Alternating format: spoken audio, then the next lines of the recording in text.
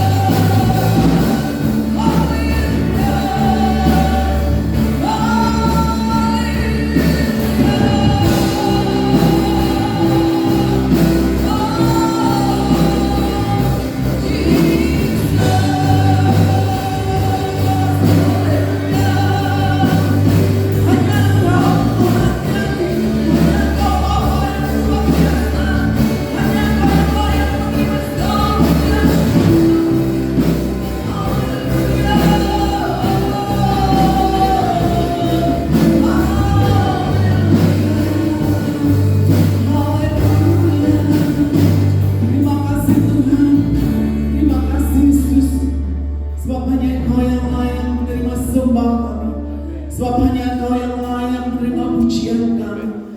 Haleluya, haleluya Bapa. Segala pujian, hormat, syukur hanya kami naikkan di hadirat-Mu. Haleluya, haleluya. Haleluya.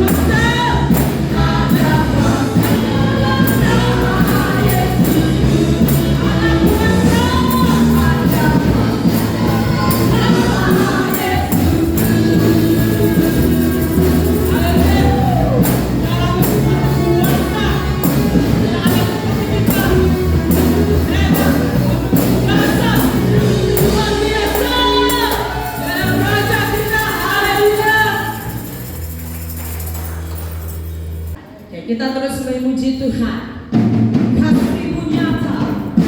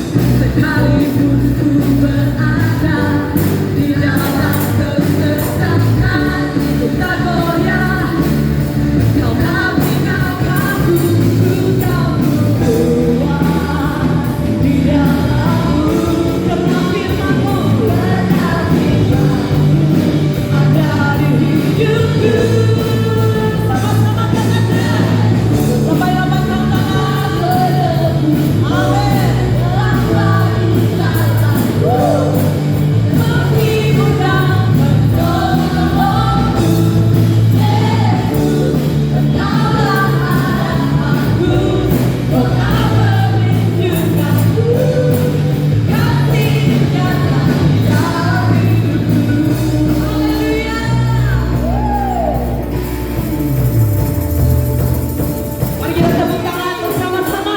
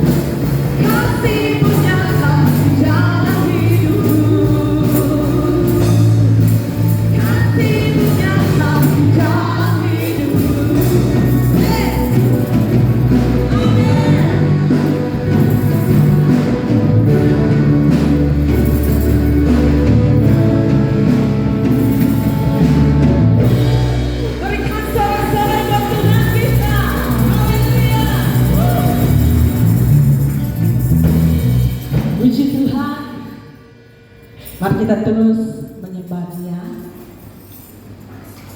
Kita persiapkan hati kita lebih sungguh lagi. Kita tenang dalam hadirat Tuhan. Kita percaya kuasa kasih Allah turut bekerja dalam setiap pribadi kita. Walau lembah kelam, Dia tidak pernah meninggalkan kita. Dalam keadaan apa sekalipun, dalam kesesakan, Tuhan berserta kita. Karena Dia Bapa yang sangat baik, Bapa yang mengasihi saudara dan saya. Nah, kita menyembah Tuhan dalam sikap hati yang tenang, menyembah Dia. Kita merasakan kuasa kasih Allah bekerja di tengah-tengah kita.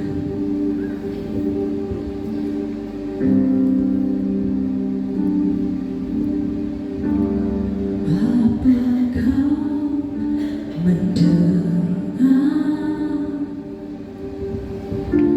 seruan hatiku?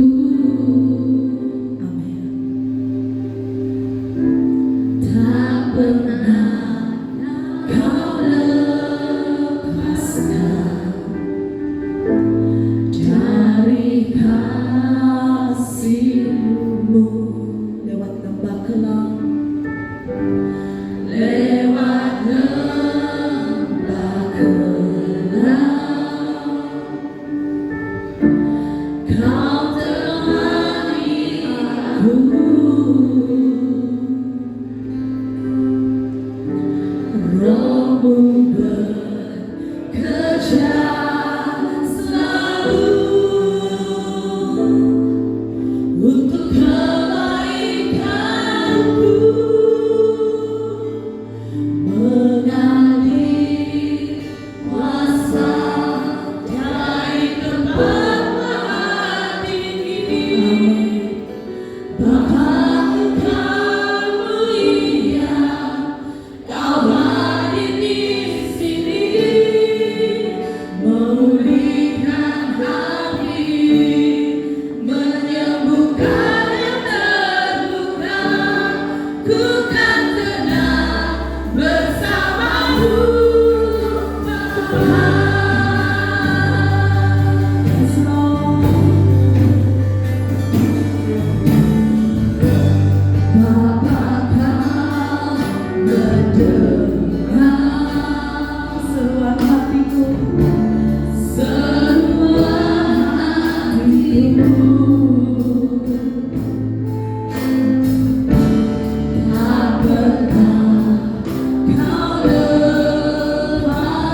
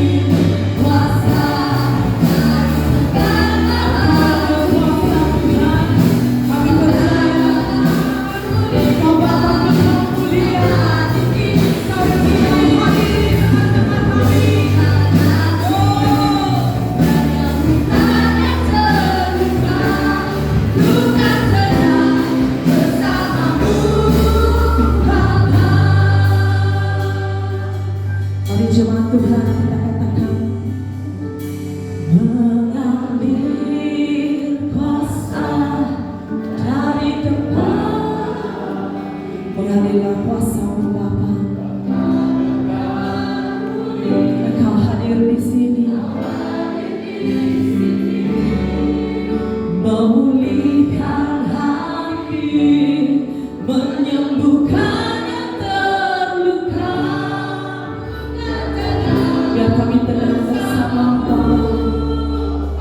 Sekali lagi katakan bersama. Mengalir kuasa dari Amin. Bahkan kekal mulia, Kau hadir di sini, memulihkan. Amin. Ku kan tenang bersamamu,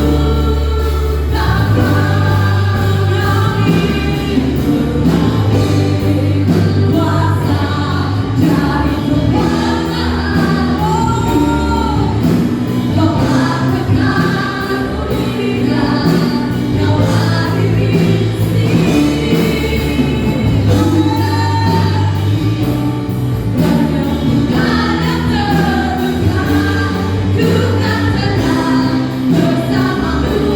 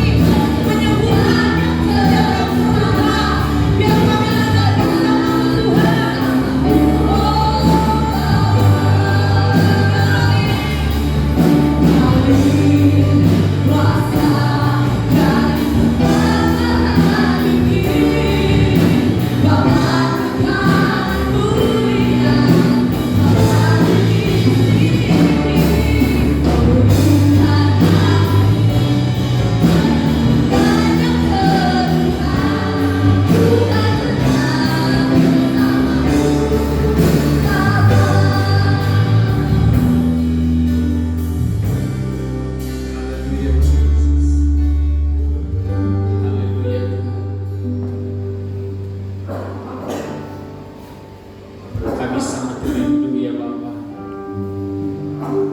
Kalau pagi ini kami dapat menikmati sungguh-sungguh pekerjaan Tuhan dalam jiwa kami, dalam hati kami. Kami sangat-sangat rindu ya Tuhan, sentuhan buat kami ya Bapa. Tentunya yang ada di sini pagi ini ya Bapa,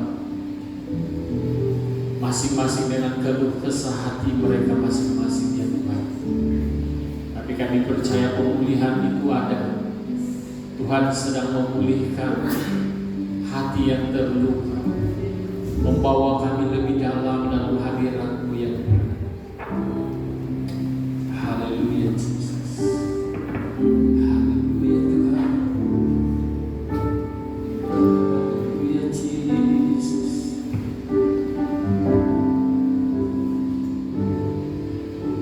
Mengalir kuasa dari tempat tinggi, Bapa kekal mulia, Kau hadir di sini, menyembuhkan hati, menyembuhkan yang terluka. Ku kan tenang bersamamu, Bapa. Mari kita ambil masa ini untuk membebaskan kuasa Roh Kudus bekerja di hati kita. Jangan kita hanya menonton saja. Mari kita bebaskan pekerjaan Roh Kudus terjadi dalam diri kita masing-masing di tempat ini. Haleluya Tuhan. Haleluya Jesus.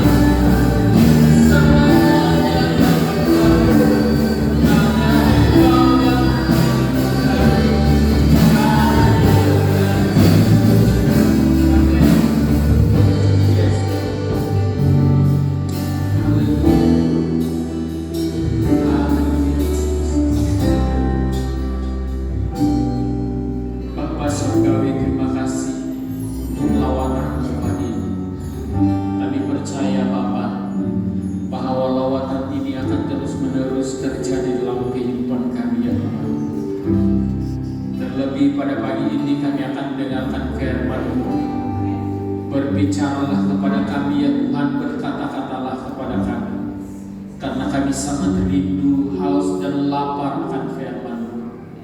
Biarlah firman-Mu menempati hati kami, seluruh hidup kami. Firman-Mu, otoritas firman-Mu itu yang menguasai kami. Bapa di surga, kami berdoa supaya segala sesuatu yang ada dalam kehidupan kami yang tidak memuliakan nama Tuhan, itu semua sirna karena firman, kebenaran firman. Dan Tuhan, terima kasih, hamba-Mu yang berbicara pagi ini pun adalah hamba-Mu yang seharusnya tersembunyi di belakang kayu salib-Mu ya Tuhan. Dan hanya Engkau yang kedengaran berbicara ya Bapa, hanya Engkau yang kelihatan ya Tuhan. Terima kasih Bapa, karena hanya di dalam nama Tuhan Yesus kami berdoa dan mengucap syukur serta mau mendengarkan firman.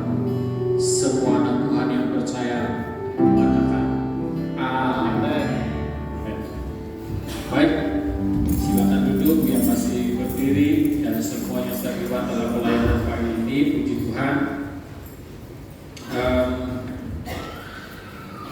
Kita mengucap syukur kepada Tuhan karena pagi ini dapat bersama-sama dalam ibadah.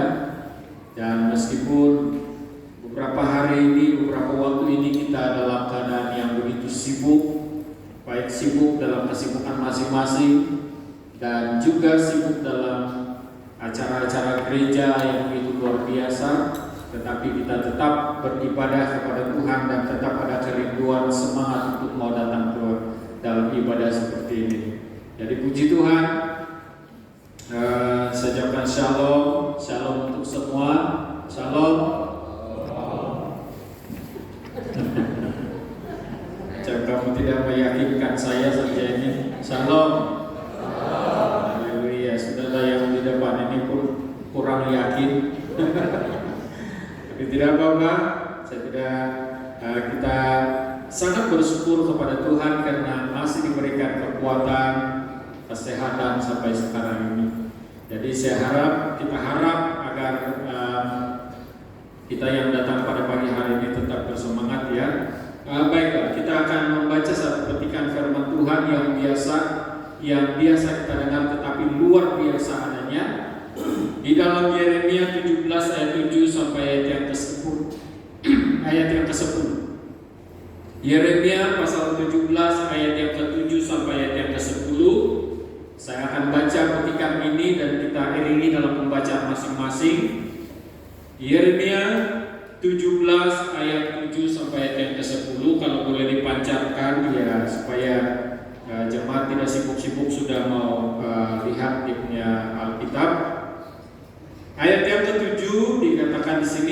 Diberkatilah orang yang mengandalkan Tuhan, yang menaruh harapannya pada Tuhan.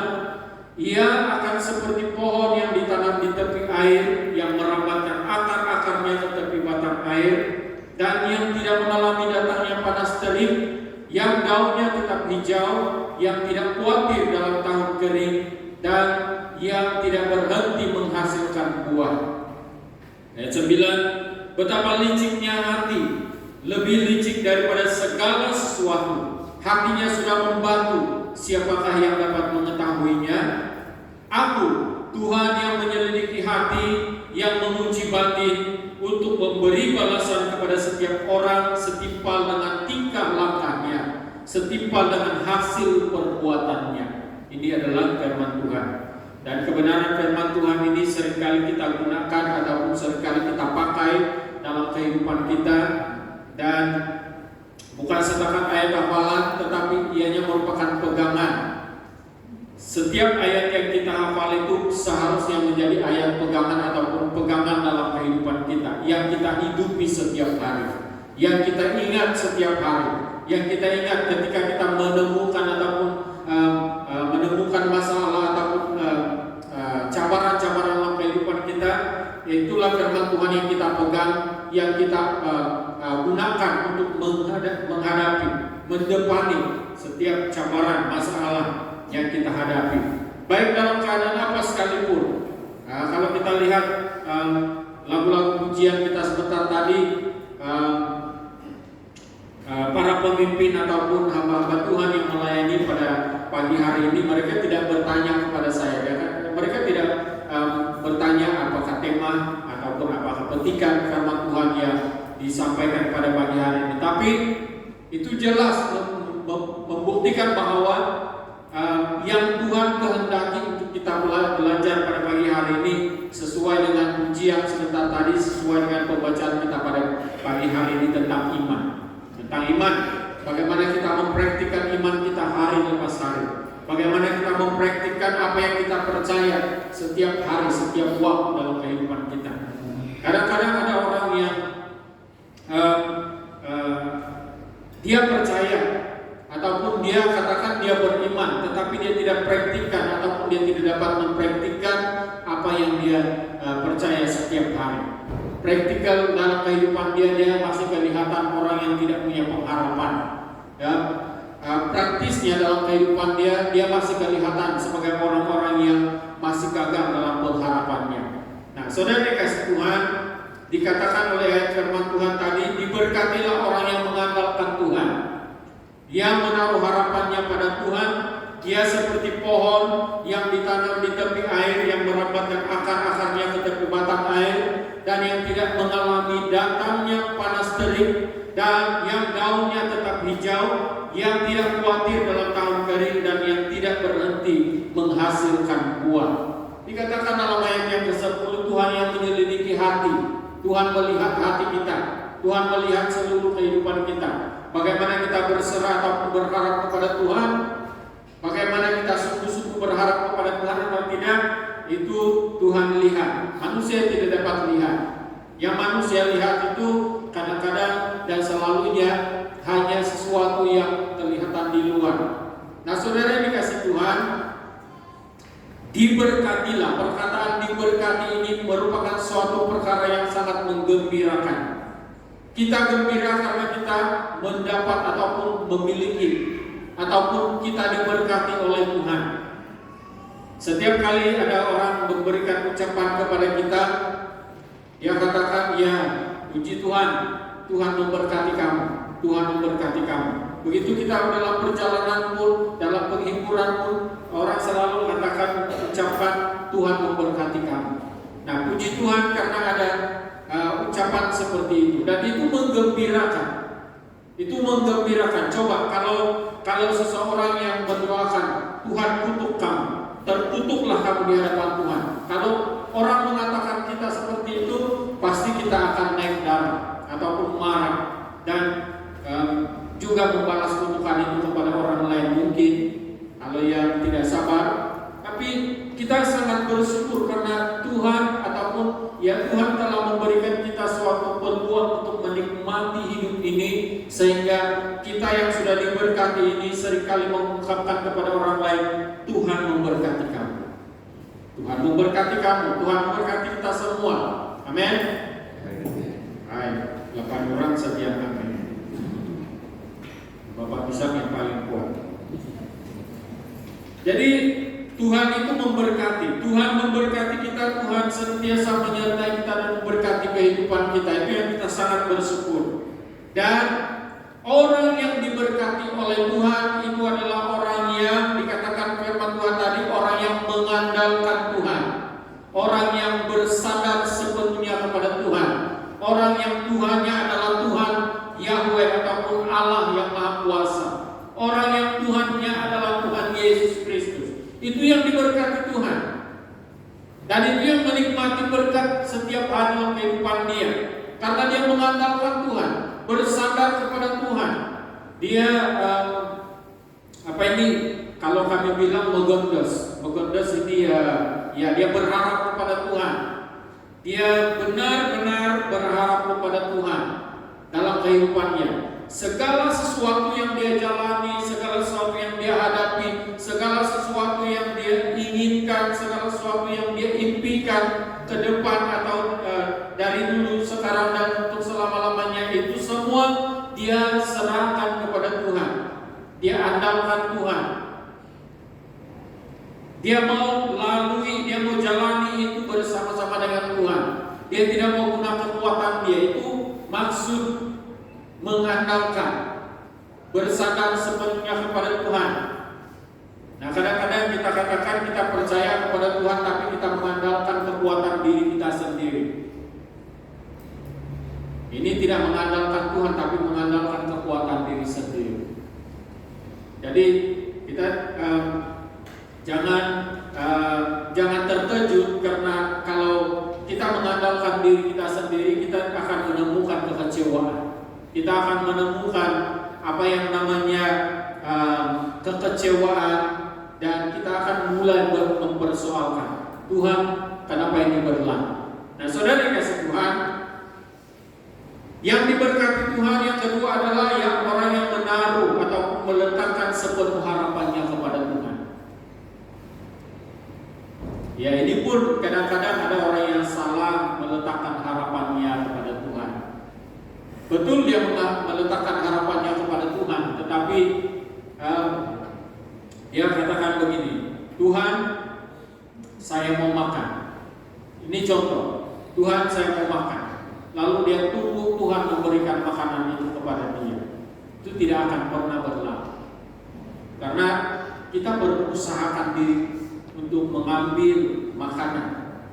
Jangan jadi sama seperti seorang gelandangan yang pernah saya ceritakan dulu. Gelandangan ini dia didapati tinggal sekarat di tengah jalan. Lalu para dokter, para juru rawat datang untuk mengambil dia, membawa dia pergi ke hospital dan mendudukkan dia di kerusi roda dan membiarkan dia bertenang dulu dan menyediakan segala makanan yang ada di depan gelandangan ini yang sekarat. Dia masih boleh bercakap, dia masih hidup pada waktu itu. Tapi ini dokter tanya, saudara, kalau kamu percayakah kalau kamu makan makanan ini kamu akan hidup? Dia katakan dia percaya. Begitu dia tanya sampai dia meninggal dunia karena tanya saja. Karena kenapa dia meninggal dunia waktu dia duduk di depan makanan? Sebab dia tidak ambil makanan itu. Nah, begitu juga dengan kita seringkali menaruh pengharapan kita kepada Tuhan. Kita berharap kepada Tuhan, kita katakan, Tuhan, Engkaulah Tuhanku, Engkaulah Raja, Engkaulah pengharapanku, dan Engkau juga yang menyediakan segala sesuatu bagiku. Tapi kalau kita perlu tubuh saja, kalau kita tidur saja, kalau kita tidak usahakan sesuatu, itu Tuhan tidak suka juga. Seperti satu cerita yang pernah saya ceritakan juga dulu. Dia katakan, dia sudah bertahun-tahun sakit, pupuk dia kuning dan sebagainya. Biji mata dia, bola mata dia pun kuning. Lalu kami datang di tempat itu, tanya dia, sudah berdoa? Sudah. Pastor, dari dulu sampai sekarang saya punya bantal ini Alkitab. Saya percaya sama Tuhan, dia katakan. Itu Alkitab mau dibaca, bukan dibantalin. Saya buka dia punya Alkitab itu masih melekat-melekat lagi. Belum pernah kena buka. Jadi macam mana iman dia begitu besarkah ataupun saya tidak tahu berimankah tidak, tapi dia pakai itu Alkitab sebagai bantal, harap-harap Tuhan menyembuhkan dia. Dia tidak pernah sembuh. Selepas didoakan, baru dia mengalami kesembuhan. Itu pun selepas didoakan dan didorong pergi ke hospital, rupanya dia punya empedu mulai bocor sebenarnya. Jadi dia tidak di hospital. Kalau dia limpah saja empedu dia habis bocor, dia akan meninggal dunia. Tapi karena dia sudah didoakan dan dikuatkan oleh firman Tuhan dan dia didorong pergi ke hospital dan akhirnya dia pergi hospital dan dia hidup, dia selamat. Tapi pasti akan mati juga masa akan datang sebenarnya. Nah, saudara kasih Tuhan, orang yang diberkati adalah orang yang menaruh sepenuh harapannya kepada Tuhan dengan percaya kepada Tuhan sebagai Tuhan dan juru selamat yang menyertai dia senantiasa. Nah, apa berkat yang dia dapat? Apa berkat yang diperoleh oleh orang percaya, orang yang menaruh harapannya kepada Tuhan? Ini kita bincang tentang firman Tuhan ini. Yang pertama, orang yang mengandalkan Tuhan ataupun yang meletakkan sepenuh harapannya kepada Tuhan akan senantiasa segar, sehat kerohanian dia, segar dan sehat imannya. Karena apa? Karena dia ada sumber makanan yang konsisten, sumber makanan yang lebih baik, lebih sehat, yaitu firman Tuhan sendiri, yaitu Tuhan Yesus sendiri sebagai sumber pokok kehidupan dia. Itu yang membuatkan kita sehat sebenarnya.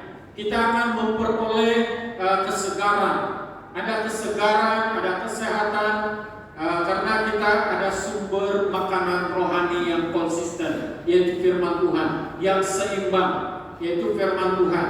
Nah, dan yang kedua, orang yang menerima berkat yang diterima oleh orang yang mengandalkan Tuhan adalah dia sentiasa segar karena ada dasar yang teguh. Walaupun angin ribut melanda dalam kehidupan dia, masalah-masalah besar dan masalah kecil yang datang kepada dia tetap teguh. Ini berkat bagi orang yang percaya dan mengandalkan Tuhan. Yang kedua di sini, berkat yang didapat ataupun diterima oleh orang yang mengandalkan Tuhan adalah dia akan senantiasa dapat menghasilkan perkembangan yang baik dan terbaik dalam kehidupan dia. Perkembangan pelayanan, perkembangan iman dan sebagainya, perkembangan doa dan sebagainya. Ini yang terhasil. Dan yang ketiga, berkat yang akan diperoleh oleh orang yang mengandalkan Tuhan ini adalah dia tidak akan takut menghadapi tahun-tahun kering.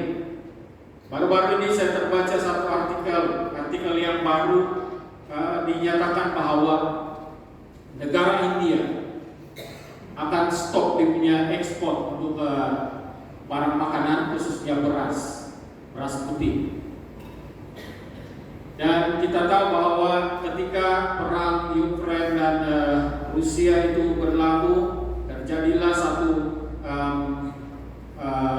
catuan makanan ataupun Rusia telah mencatu makanan ataupun memberhentikan ekspor biji-bijian ataupun gandum ke beberapa tempat, dan itu mempengaruhi situasi dunia, situasi pemakanan ataupun situasi keperluan manusia sejagat. Dan apalagi sekarang ini kita diperdengarkan bahwa India akan stop ekspor segala beras putih. Dan ini memberi isyarat kepada kita bahwa keadaan akan berubah dalam masa terdekat ini. Keadaan akan berubah dalam masa terdekat ini, di mana kita akan menghadapi suatu krisis ekonomi, krisis makanan yang begitu luar biasa.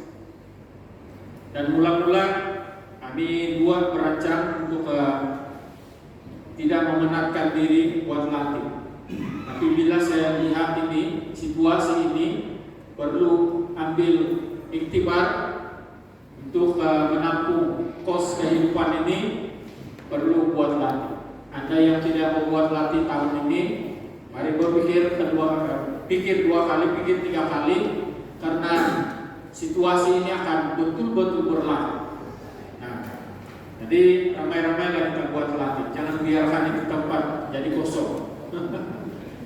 Ya, ini bukan menakutkan, tetapi situasi ini kelihatan. Situasi ini sangat-sangat kelihatan sekarang ini.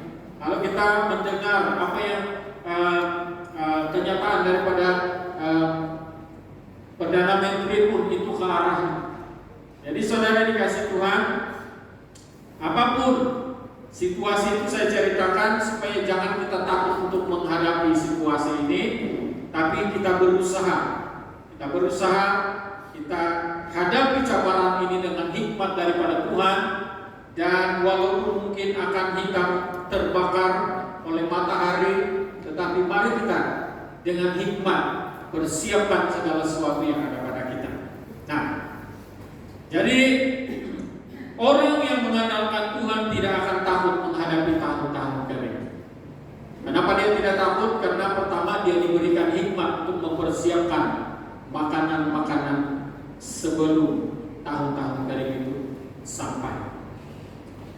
Saya baru-baru ini juga saya melihat satu artikel ataupun satu video ataupun video klip yang pendek di mana ada itu burung melambung. Dia menyimpan, dia buat lubang di sebatang pokok itu, kemudian dia kasih lubang sehingga dia ambil makanan dia simpan sepenuhnya pokok itu penuh dengan makanan yang dia simpan dan dia tutup. Meskipun ada beberapa binatang yang datang untuk merampas makanan itu, tapi mereka pertahankan. Nah, itu hikmat namanya. Jadi mari kita berhikmat untuk cabaran dunia pada masa kini yang akan kita hadapi. Kita akan hadapi gelombang krisis makanan yang begitu luar biasa pada masa akan datang.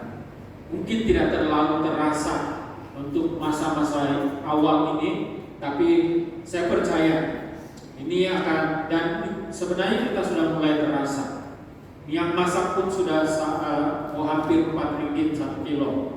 Begitu juga dengan gula. Gula sudah mencecah 4 ringgit lebih 1 kilo. Dan kita sangat terasa yang begitu.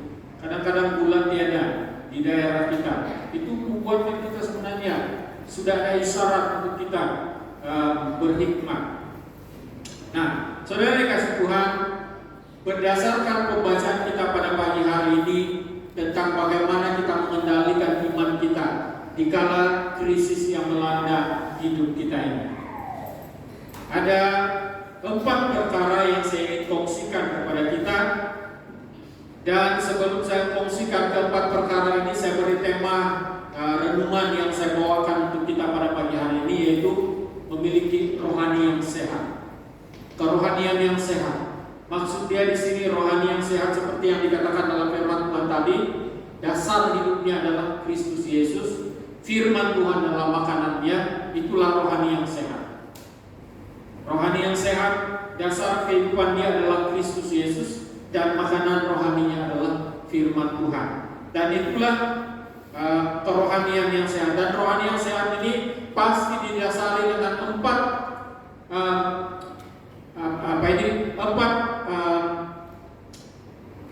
fungsi daripada iman yang dia miliki. Dan ke-4 fungsi ini tidak berbelah-belah. Dia punya iman yang sungguh-sungguh. Dia punya iman yang kuat.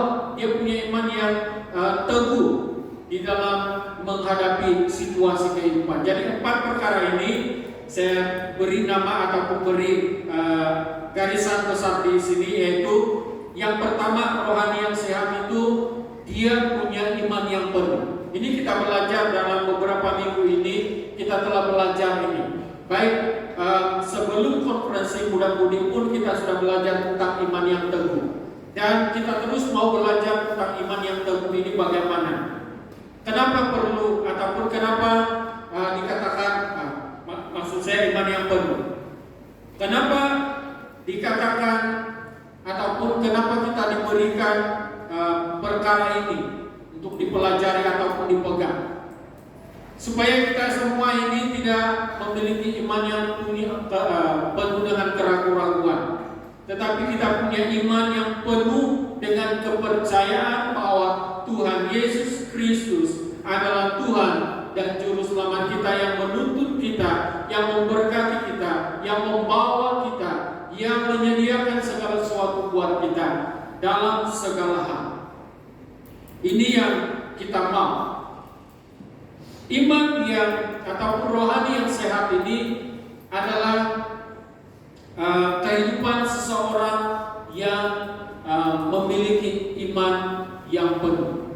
Iman yang penuh, iman yang sungguh-sungguh percaya bahwa Tuhan Yesus adalah Tuhan dan Juru Selamat hidupnya, yang menyertai dia sentiasa, setiap hari, setiap waktu dalam kehidupan dia. Saya tidak perlu katakan lagi kepada kita bahwa penyertaan Tuhan itu adalah penyertaan yang komplit. Kita sudah hafal itu. Kalau dikatakan penyertaan Tuhan itu, kita tahu sudah kalau itu penyertaan Tuhan itu penyertaan yang komplit.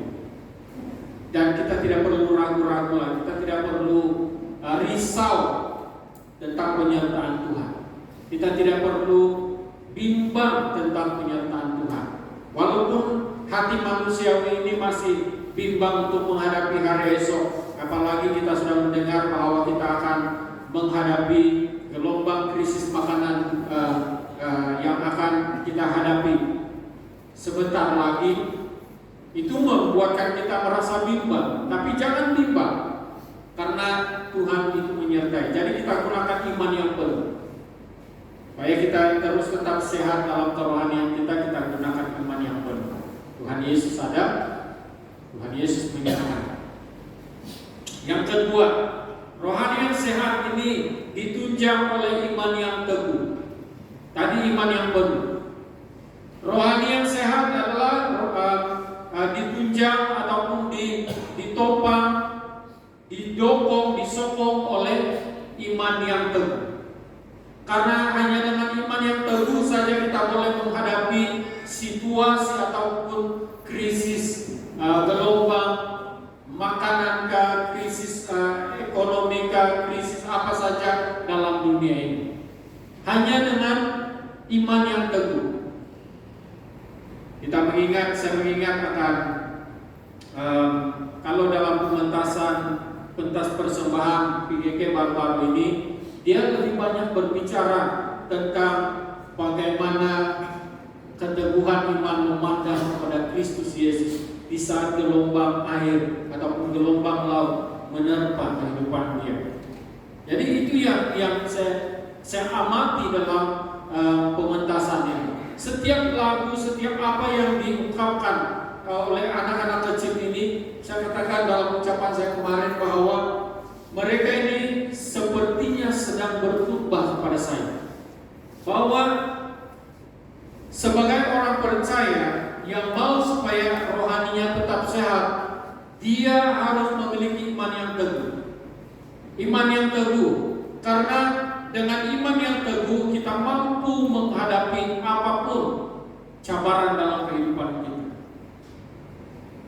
Nah, inilah kadang-kadang apa yang kita nyanyi pun kadang-kadang itu tidak sama ataupun tidak dapat kita lakukan.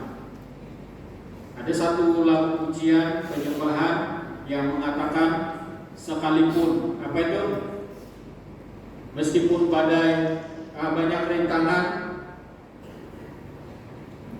kalau badai menerpa pun dia harus harumi, dia katakan itu nyanyian.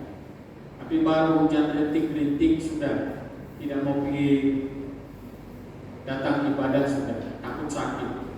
Ada payung, pakailah payung. Ada kereta, pakailah kereta. Jadi tidak perlu takut. Nah, ini saya katakan karena kita menyanyikan satu pujian tapi kita tidak lakukan apa yang kita nyanyikan. Nah, begitu juga dengan iman. Kadang-kadang kita katakan kita percaya kepada Tuhan, tetapi kita masih takut, kita masih ragu-ragu, kita masih sangat takut untuk menghadapi cabaran. Cabaran-cabaran dalam kehidupan kita itu bukan untuk kita larikan diri daripada cabaran itu, tapi cabaran itu harus kita hadapi, harus dihadapi. Mau tidak mau kita harus hadapi, tapi bukan dengan kekerasan untuk menghadapi, kita hadapi itu bersama-sama dengan Tuhan. Itulah iman yang teguh. Nah, iman yang teguh adalah iman yang tetap bertahan. Tetap bertahan bila ada cabaran. Apapun cabaran itu, kita tidak akan tinggalkan iman kita. Kita tidak akan tinggalkan Tuhan kita. Kita tidak akan tinggalkan kasih setia Tuhan. Tapi cabaran-cabaran itu kita hadapi dalam nama Tuhan Yesus. Tuhan memberikan kemampuan buat kita. Iman yang teguh ini adalah iman yang tetap bersemangat. Tetap bersemangat. Walaupun mungkin seperti yang selalu kita dengar, walaupun mungkin dunia tidak akan memberi dorongan ataupun tidak mendukung, tidak memberi pengikirapan kepada kita, tapi ya tetap semangat, tetap saja bersemangat. Itulah iman yang teguh. Ya, seterusnya iman yang teguh ini adalah iman yang tetap bersyukur. Orang yang tetap bersyukur, ini orang yang tetap sehat di dalam kerohanian dia. Dia tetap bersyukur walau apapun yang dihadapi, sama ada dalam keadaan susah, dalam keadaan senang, dalam keadaan ketawa, dalam keadaan menangis, dalam keadaan sakit hati, dalam keadaan berduka dan sebagainya, dia tetap bersyukur. Ini iman yang teguh. Dan ini adalah keadaan orang yang rohaninya tetap sehat. Dia tetap bersyukur. Karena itu juga merupakan tuntutan Tuhan. Persembahan yang Tuhan tuntut dalam kehidupan dia adalah kehidupan kita ini adalah persembahan syukur ataupun ucapan syukur. Nah, iman yang teguh ini adalah tetap mengasihi. Ini juga merupakan satu tuntutan dalam kehidupan kita. Kalau kita mau supaya iman kita atau rohani kita tetap sehat, miliki iman yang teguh, yaitu tetap mengasihi di antara sesama. Tetap mengasihi. Walaupun mungkin kita tidak lagi dikasihi ataupun kita tidak dikasihi oleh siapapun, ya kita tetap mengasihi. Tetap mengasihi. Dan yang ketiga, rohani yang sehat ini ialah dia juga didukung ataupun disokong oleh iman yang berkembang. Yang pertama tadi iman yang penuh, yang kedua iman yang teguh, dan yang ketiga ini adalah iman yang berkembang. Kalau kita merujuk kepada Matius 25, 15, 17, kita dapat melihat di sana apa yang Tuhan letakkan sebagai perumpamaan tentang talenta. Ada yang diberikan 5 talenta, ada yang diberikan 2 talenta, dan ada yang diberikan 1 talenta. Nah, ini membicarakan ataupun menyatakan kepada kita tentang perkembangan iman. Orang yang sehat rohaninya, seperti dalam pembacaan kita dalam Yeremia 17 ayat 7 sampai ayat 8, di sana orang yang sehat rohaninya adalah orang yang imannya berkembang. Imannya berkembang. Apabila dia sudah menjadi percaya, dia tidak akan duduk diam-diam, tetapi dia akan mulai mengatur strategi dalam kehidupan dia untuk berkembang. Kalau tahun ini kita terima Tuhan Yesus Kristus, tahun depan saya mau pastikan saya akan sekurang-kurangnya dapat berkawan dengan para diaken, saya dapat berkawan dengan para majelis gereja. Itu adalah langkah pertama. Langkah kedua, sekurang-kurangnya bila dia sudah menjadi berteman, berkawan dengan para diaken atau pelayan, apabila dia sudah berada di situ, dia akan atur lagi langkah ketiga, di mana langkah kedua, di mana saya rindu kalau tahun depan sekurang-kurangnya saya akan dapat jadi backup singer ataupun melayani di depan. Itu adalah perkembangan. Dan yang perkembangan yang lain juga mungkin dia letakkan dalam diri dia, oke, sekarang ini saya sudah terima Tuhan Yesus sebagai Tuhan dan Juru Selamat. Saya sudah bertobat, saya sudah ubah hidup saya. Sekurang-kurangnya tahun depan kawan-kawan yang dulunya memang kawan-kawan saya, sekurang-kurangnya tahun depan mereka itu saya bawa bersama-sama dengan saya dalam gereja ini. Itu adalah perkembangan. Dan perkembangan itu harus senantiasa berkembang, jangan berhenti. Tidak berhenti. Nah, inilah iman yang sehat. Karena dikatakan oleh firman Tuhan tadi bahwa iman itu ataupun orang yang mengandalkan Tuhan adalah orang yang tidak berhenti menghasilkan buahnya. Walaupun dia menghadapi cabaran, tantangan, tapi dia ada iman yang teguh. Walaupun dia dicabar dan sebagainya, tetapi dia ada iman yang penuh. Dan dia harus berkembang. Kita harus berkembang. Berkembang dalam pelayanan, berkembang dalam apa saja yang kita lakukan. Kita berkembang untuk memuliakan nama Tuhan. Jadi semakin banyak mendengar sebenarnya semakin kita bertumbuh. Semakin kita banyak mendengar, semakin bertumbuh, maka semakin matanglah iman kita. Itulah kata firman Tuhan. Dan apabila iman kita sudah matang, sebenarnya kita itu semakin banyak menghasilkan perkembangan yang lain. Nah, saudara dikasih Tuhan, itu adalah iman ataupun rohani yang sehat. Kerohanian yang sehat yang dimiliki oleh semua orang adalah yang pertama, dia memiliki iman yang penuh, yang kedua dia memiliki iman yang teguh, dan yang ketiga dia memiliki iman yang berkembang. Dan yang keempat dan terakhir, ini merupakan satu perkara yang perlu kita bincang secara panjang lebar, yaitu rohani yang sehat memiliki ataupun ditunjang oleh iman yang mengalir. Iman yang mengalir. Kenapa dikatakan iman yang mengalir? Bagaimana rupa bentuk iman yang mengalir? Ya, iman yang mengalir ini iman yang sudah kita miliki, sudah berteguh dalam hati kita itu, dia mulai keluar untuk menjadi berkat kepada orang lain. Dia sudah mulai keluar, ataupun iman itu bila sudah berbuah, dia akan berikan kepada orang lain juga buah-buah iman dia. Dia percaya kepada Tuhan karena dia punya iman yang penuh. Dia tahu bahwa cabaran itu memang ada, tetapi dia punya iman yang teguh dan dia boleh meneguhkan orang lain. Dia boleh memberikan peneguhan kepada orang lain. Dia boleh memberi dorongan kepada orang lain. Itu artinya dia punya iman yang teguh dan dia mau supaya orang lain juga punya iman yang teguh. Itu mengalir nama dia. Dan iman yang berkembang. Iman yang berkembang ini dia sudah punya iman yang berkembang. Dia mau supaya orang lain juga punya iman yang berkembang. Dia ajar orang itu supaya iman dia berkembang. Sehingga begitulah situasi dia. Sehingga semua orang memiliki iman yang berkembang. Dan yang keempat, orang yang rohaninya sehat adalah memiliki iman yang mengalir. Iman yang mengalir ini ya boleh kita berbicara tentang bagaimana kita dalam situasi gerejawi kita boleh mengalirkan apa saja yang kita boleh berikan di hadapan Tuhan. Yaitu kita memberi dengan sukacita. Kita lihat dalam 2 Korintus 9 ayat yang ke-6 sampai ayat yang ke-15. Tapi saya membaca ayat yang ke-7 saja.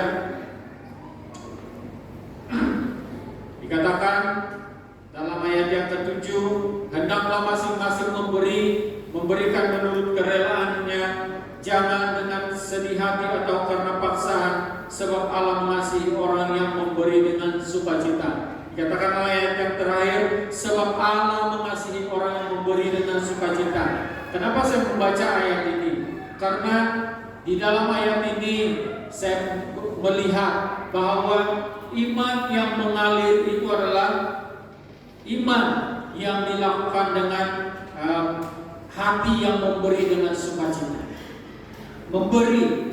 Yang tadi itu berbicara tentang memberi uang persembahan dan persepuluhan, memberi pemberian kasih kepada dalam gereja ataupun kepada apa saja situasi yang memerlukan. Nah, iman yang mengalir itu adalah iman yang memberi dengan sukacita. Memberi dengan sukacita ini dia tidak dia tidak mengira-ngira lagi. Baru tadi saya beri persembahan, beri lagi persepuluhan. Nanti bulan depan beri lagi persembahan, beri lagi persepuluhan. Nah, itu tidak mengalir sebenarnya. Dia mulai hitung-hitungan dengan Tuhan. Sebenarnya orang yang punya iman yang mengalir itu dia tidak akan hitung-hitungan dengan Tuhan. Dia tidak akan hitung-hitungan, dia tidak akan berkira seberapa banyak yang dia berikan di hadapan Tuhan itu. Dia percaya semuanya itu akan menjadi ataupun akan dipakai bagi kemuliaan nama Tuhan. Jangan jadi sama seperti gereja-gereja lain yang mengatakan ada di antara jemaat, itu persepuluhan kami yang dulu itu dipakai untuk apa itu? Dia cakap. Tapi menurut saya, bila uang yang ada padamu itu, persembahanmu, persepuluhanmu, terlepas dari tanganmu itu hak Tuhan, dan memang pun itu hak Tuhan dari sejak semula, karena yang diberikan oleh Tuhan itu adalah 100% Tuhan berikan kepada kita. Semua yang ada pada kita adalah milik Tuhan. Hidupmu, keuanganmu, hartamu, semua adalah milik Tuhan. Cuma Tuhan percayakan untuk kita mengelola, mengendali. Maka dengan itu kita perlu mengalirkan berkat itu kepada orang lain, mengalirkan berkat itu kepada semua orang, kepada gereja istimewanya. Nah, iman yang mengalir ini adalah iman yang dilakukan ataupun percaya bahwa segala sesuatu yang dia terima itu bukan semuanya, bukan 100% milik dia, tetapi dia juga memberikan kepada orang lain, memberikan kepada semua orang. Jadi kita perlu praktikkan iman yang seperti ini. Ada orang yang mengatakan kalau kamu mau diberkati maka berikan, berkatilah juga orang lain. Jadi menurut saya kalau kita membaca ayat yang ke-29 dalam Matius 25, karena setiap orang yang mempunyai kepadanya akan diberi sehingga ia berkelimpahan. Tetapi siapa yang tidak mempunyai, apapun juga yang ada padanya akan diambil. Maksudnya di sana banyak memberi, banyak menerima. Ada orang yang tidak setuju dengan hal ini. Tapi Alkitab sudah katakan, Tuhan Yesus sendiri mengatakan bahwa bila engkau memberikan, bila kita, siapa yang karena setiap orang yang mempunyai kepadanya akan diberi. Setiap orang yang mempunyai, setiap orang yang memiliki sesuatu lalu dia kongsikan, dia berikan ataupun dia mengalir dalam situasi itu, maka dia akan diberi. Sehingga ia berkelimpahan, dia katakan oleh firman Tuhan. Tetapi siapa yang tidak mempunyai, ini mungkin dalam bahasa yang lain ini, siapa yang terdebutlah. Siapa yang terdebut, apapun juga yang ada pada dia itu akan ditarik balik ataupun diambil daripadanya. Jadi ini menakutkan. Menurut saya ini sangat menakutkan. Jadi kita perlu mengalir dalam pemberian kita. Pemberian kita, apapun yang dituntut dalam kehidupan kita, memberi kepada siapa ataupun memberi kepada gereja atau di mana saja pemberian itu, ya mari kita beri sesuai dengan kerelaan hati kita, dia katakan di sana. Nah, kadang ada orang yang takut ataupun pastor-pastor yang takut untuk menyampaikan hal-hal seperti ini, karena seolah-olah bila para pastor menyampaikan hal ini itu seolah-olah saya juga merasa seperti itu. Seolah-olah jemaat akan menuduh saya, kalau pastor sudah kekurangan, jadi dia minta-minta lagi. Nah, tapi sebenarnya jemaat tidak berkata seperti itu. Pastor itu saja yang merasa begitu. Tapi saya tidak akan mau merasa begitu lagi, karena firman Tuhan ini sepatutnya disampaikan untuk mengajar, mendidik jemaat supaya dapat mengalirkan iman mereka. Jangan jadi sama seperti kolam yang tidak diganti air. Apabila kolam itu tidak diganti air, dia akan berbau dan di dalamnya tidak akan ada hidupan. Tetapi bila kolam itu diganti air, hari lepas hari diganti dengan air yang baik, maka di dalamnya ada hidupan yang baik. Nah, saudara yang kasih Tuhan, begitu juga dengan iman. Bila kita mempunyai lalu kita memberi, mempunyai lalu kita memberi, mempunyai lalu kita memberi, maka iman kita terus sehat, sehat dan sehat, dan ditambahkan ataupun segala sesuatu yang kita miliki diberikan lagi sampai berlimpah. Itu juga yang diungkapkan dalam Maliaki pasal yang ke-3 ayat yang ke-6 sampai 12, istimewa ayat yang ke-10. Nah, saudara kasih Tuhan, kurang memberi maka kuranglah yang diterima. Kalau tidak memberi, jangan harap ada yang diterima. Itu dia punya hukum. Jadi ya, kita mau mengalir dalam iman. Saya hanya berbicara tentang bagaimana kita mau mengalir dalam pemberian kasih kita, mengalir dalam apa saja yang kita boleh alirkan melalui iman kita, janji imankah atau sebagainya. Jangan macam tahun lalu saya berkhotbah tentang KFC, petang ada KFC hantar di rumah. Saya tidak bermaksud begitu. Saya tidak maksudkan yang itu. Karena saya berkhotbah tentang KFC, lalu petangnya ada KFC satu kotak datang di rumah. Setelah ini saya belanja. Syukur juga lah dapat makan KFC di rumah. Tapi kita tidak bermaksud seperti itu. Kalau ada ya puji Tuhan. Kalau tiada puji Tuhan juga. Maksud dia kita mau mengajar sama-sama belajar untuk mengalirkan apa yang berkat yang Tuhan sudah berikan kepada kita. Mengalirlah dalam berkat supaya berkat itu penuh melimpah, terus melimpah dalam kehidupan kita. Dan jangan hitung-hitungan dengan Tuhan, karena Tuhan adalah sumber segala sesuatu. Kalau kita hitung-hitungan dengan Tuhan, Tuhan pun hitung-hitungan dengan kita. Ada seorang hamba Tuhan yang mengatakan, jangan kamu terlalu hitung-hitungan dengan Tuhan. Tuhan ambil satu bintang di langit, dia jual sama kamu, kamu tidak dapat beli. Karena semuanya adalah milik Tuhan. Jadi kalau setakat berkat-berkat yang ada pada kita pada hari ini yang itu Tuhan katakan begini saja. Nah, kalau dia sudah begini petik jari untuk kita, berkat itu berkelimpahan dalam kehidupan kita. Yang penting kita punya iman yang mengalir, iman yang sehat. Nah, 4 perkara ini mari kita teguhkan dalam hati kita supaya kita ini mempunyai kerohanian yang sehat. Iman yang penuh, percaya sungguh-sungguh bahwa Tuhan adalah Tuhan dan Juru Selamat hidup kita, yang menuntun kita dan bukan setakat percaya bahwa Dia menuntun kita, tapi marilah kita berjalan bersama-sama di dalam tuntunannya. Maksud Dia senantiasa mengandalkan Dia sebagai Tuhan dan Juru Selamat kita. Kita punya iman yang teguh. Yang kedua, kita punya iman yang teguh. Apapun masalah yang kita hadapi, kita hadapi itu bersama dengan Tuhan.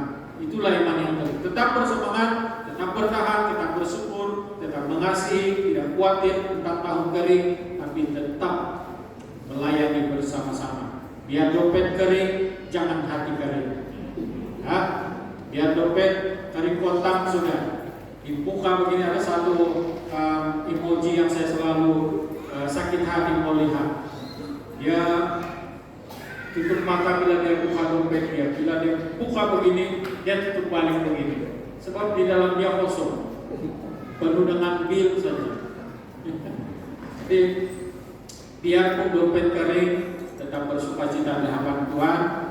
Apalagi kalau dompet itu tebal-tebal begini, tetap bersukacita, lagilah bersukacita. Dan biarlah itu berkembang, kita punya iman yang berkembang. Kembangkan iman kita dari iman yang dari pelayanan yang kecil, mari kita kembangkan pelayanan yang besar.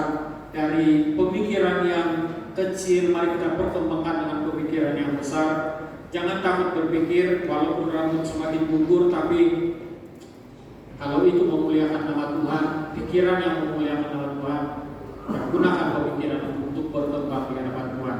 Yang keempat, mari kita sama-sama mengalir dalam kerohanian kita, mengalir dalam pelayanan, mengalir dalam pemberian kasih, mengalir dalam pemberian persembahan, persepuluhan, mengalir dalam segala hal untuk menerima kembali apa yang Tuhan sudah janjikan, yaitu berkat yang berkelimpahan. Dikatakan firman Tuhan tadi bahwa diberkatilah orang yang mengandalkan Tuhan, yang menaruh harapannya pada Tuhan.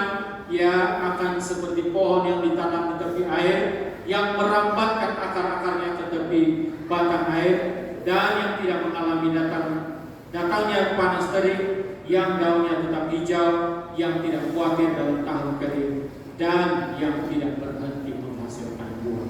Mari kita berdoa.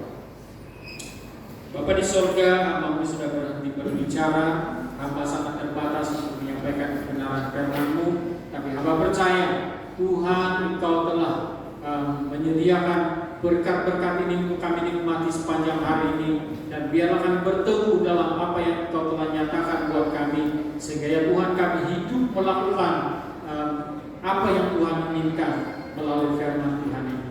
Terima kasih Bapa di surga, kami mengucap syukur untuk semuanya ini hanya dalam nama Tuhan Yesus Kristus Tuhan kami. Haleluya.